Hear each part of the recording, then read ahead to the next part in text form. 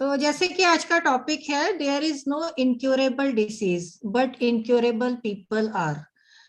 मतलब कि cure possible है।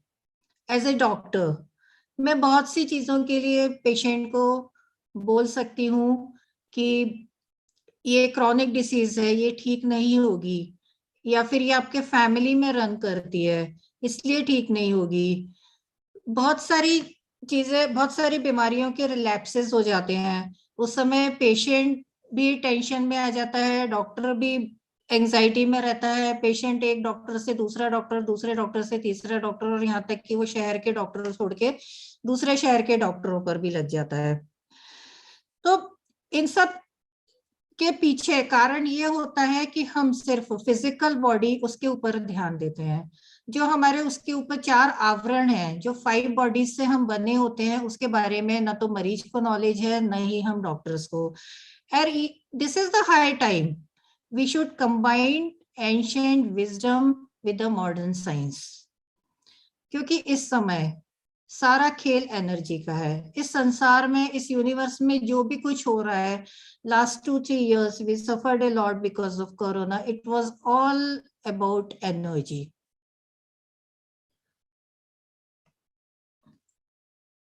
जैसा कि निकोला टेस्ला ने बोला था कि if you want to find the secret of the universe, think in terms of energy, frequency and vibration. ये 18वीं सदी में ही वो बोल के, और निकोला टेस्ला ने 18वीं सदी में बोला, लेकिन हमारे जो ऋषि और हमारे जो प्राचीन ग्रंथ, उन्होंने तो सदियों पहले ही हमें बता दिया था कि एवरीथिंग इज एनर्जी।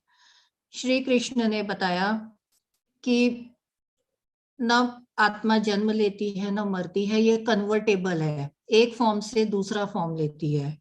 तो हम तो सदियों से ही जानते आए हैं इस बात को, लेकिन हम सिर्फ सुनते आए हैं, हमने इसे जानने या समझने की कभी कोशिश नहीं की। इस समय जो हमारी अर्थ है वो थर्ड थर्ड डायमेंशन से 5th डायमेंशन की ओर मूव हो रही है। और जो 4th डायमेंशन है वो एक पुल का, एक सेतु का कार्य कर रही है। और अर्थ की जो वाइब्रेशंस हैं वो कम से कम 27 हर्ट्ज हैं इस समय, जबकि पहले 7 hertz, 8 hertz, but and recently I came to know it's they may be about 33 hertz. और ये जो असेंशियल प्रोसेस है अर्थ का, ये चलता ही जा रहा है। मे बी 24 में ये एक फॉर्म रूप लेगा, फिर उसके बाद में 28 में एंड 32 में अराउंड ये प्रोसेस शायद कंप्लीट हो जाएगी, जैसा कि मैंने पढ़ा है। और अगर अर्थ मूव हो रही है हायर डायमेंशन में, तो अर्थ में रहने वाले हम सब, मानव और गैर मानव, हम सब को भी अर्थ के साथ ऊपर मूव होना है। ये एक प्राकृतिक क्रिया है। इस क्रिया में अगर हम मनुष्य, जैसे कि जो एनिमल्स हैं, वो तो बहुत जल्दी अपने आप को अडेप्ट कर लेते हैं, वो प्रकृति के विरुद्ध नहीं जाते। लेकिन हम एनिमल्स हमेशा रेजिस्टेंस डालते हैं, जो भी नॉर्मल प्रोसीजर चल रही होती है उसमें हम रेजिस्टेंस डालते हैं। तो अर्थ जो भी मूवमेंट करेगी, अगर हम उसमें सहायक होंगे, सहायक कैसे होना है, हमें अपनी वाइब्रेशंस रेज करना है, हमें अपनी एनर्जी रेज करना है। तो हम जब अपनी एनर्जी रेज करेंगे तो हम बहुत आसानी से अर्थ के साथ हायर वाइब्रेशन में चले जाएंगे। कुछ लोग अभी स्ट्रगल कर रहे हैं उस वाइब्रेशन को रेज करने की, लेकिन जो लोग बिल्कुल भी नहीं कर पाएंगे, उन्हें अर्थ को यहीं छोड़ के आगे बढ़ना पड़ेगा। जो इस यूनिवर्स के रहस्य हैं, वो बिना एनर्जी और वाइब्रेशंस और फ्रीक्वेंसी को जाने बिना नहीं हो सकते। और उस अर्थ से ही, उस यूनिवर्स से ही हम जुड़े हुए हैं। तो हमारी बॉडी भी सेम एनर्जी की बनी हुई है। इस बात को आप ऐसे समझिए जैसे कि एक समुद्र है, मैं समुद्र का फोटो लेती हूँ, तो समुद्र के फोटो में क्या होगा, वो लहरें, बहुत सारी लहरें जुड़ी हुई हैं, और वो बहुत सारी लहरें मिलकर एक समुद्र बना रही हैं। और फिर उसके बाद मैं और डिटेल में देखूं तो बहुत सारी बूंदों ने उन लहरों को बनाया, उन लहरों ने समुद्र को बनाया। उसी तरीके से इस यूनिवर्स से हम जुड़े हुए हैं, हम इस यूनिवर्सल एनर्जी से बने हुए हैं। ये अलग बात है कि हमारे शरीर तक आते आते वो यूनिवर्सल एनर्जी बहुत स्थूल रूप धारण कर चुकी है, और हमें एक बॉडी का फॉर्म दिखाई पड़ता है। जितने भी एनिमल्स हैं, प्लांट्स हैं, सब उस यूनिवर्सल एनर्जी के बने हुए हैं। सिर्फ उनके फॉर्म में फर्क है और उनकी स्थूलता में फर्क है।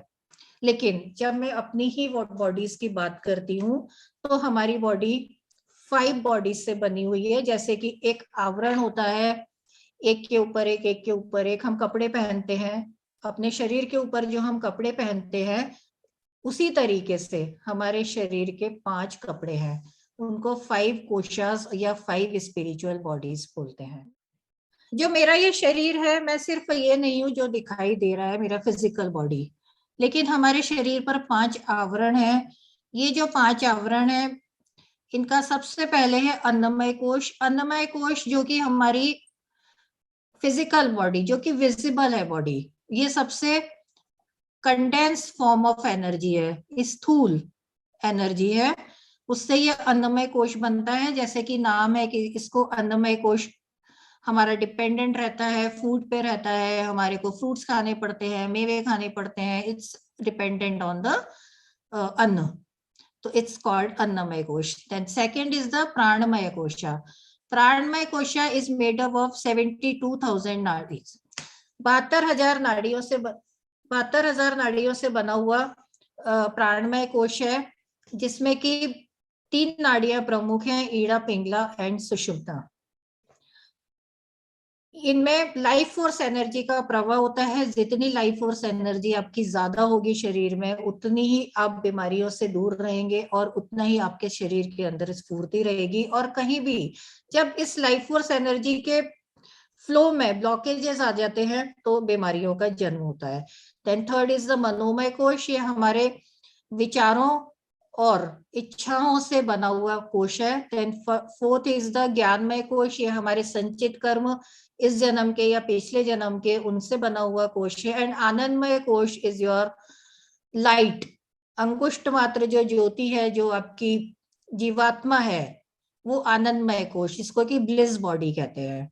तो इस तरीके से ये 5 बॉडी है। यहाँ से डिसीज आपको ये डिसीज अगर ठीक करना है, अपने आप को ये पैथोफिजियोलॉजी जानना है कि डिसीज कैसे आपके शरीर में आती है, क्योंकि अगर आप इन चीजों से अनजान रहेंगे तो आप कभी नहीं जान सकते कि डिसीज आपके शरीर में कैसे आती है।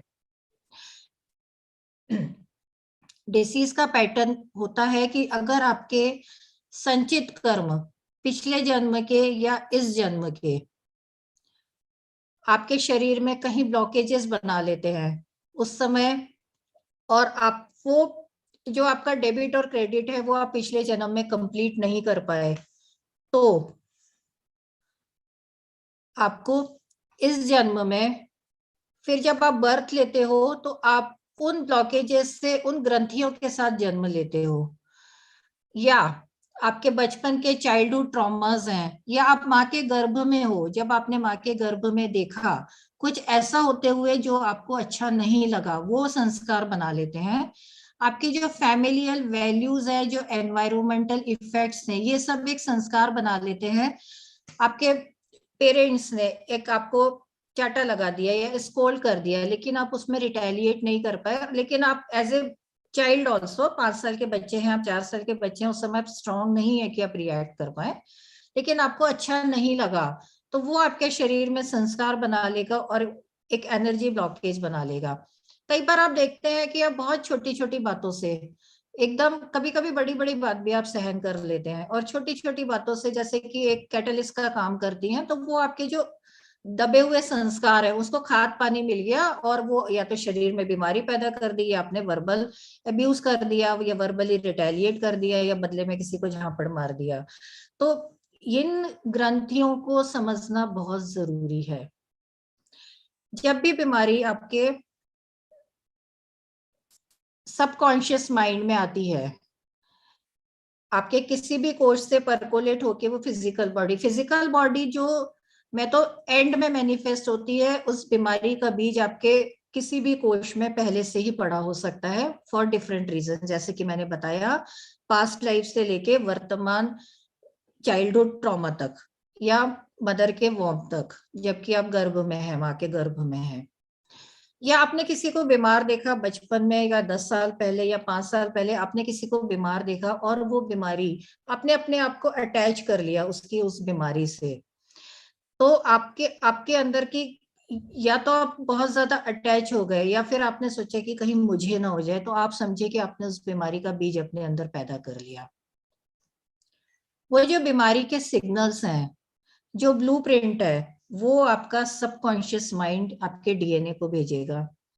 डीएनए ऑफ 12 स्ट्रैंड वैसे, लेकिन उसके टू डीएनए के 2 स्ट्रैंड्स एक्टिवेटेड रहते हैं। वो जो ब्लूप्रिंट है, उसने जो मैसेज है फिर आपके सेल्स को दिया, वो सेल्यूलर लेवल पे मैसेज गया, सेल्यूलर लेवल पे मैसेज जाके जो सेल डिवीजन है, हेल्दी सेल डिवीजन हो रहा था, वो सेल डिवीजन अनहेल्दी हो गया। जो माइटोसिस मियोसिस सेल का डिवीजन होता है, वो सेल इरेग्युलर इररिलेवेंट डिवाइड होने लगी, और आपका लिवर, आपकी किडनी, आपका हार्ट, आपका माइंड, आपका ब्रेन, कहीं भी उसने जाकर अटैक करा, और बॉडी का वो पर्टिकुलर ऑर्गन जो है वो डिसीज ऑर्गन में कन्वर्ट हो गया। अब उस डिसीज ऑर्गन ने फिर आपका जो कॉन्शियस माइंड है उसको सिग्नल दिया कि मेरे को तो यहाँ दर्द हो रहा है, मेरे को तो ब्लीडिंग हो रही है, मेरे को तो यहाँ चुभन हो रही है। फिर आपने अल्ट्रासाउंड कराया, आपने टेस्ट कराए, और फिर वो बीमारी डायग्नोज हो गई आपकी। तो this is the cycle how a disease takes shape in the physical body.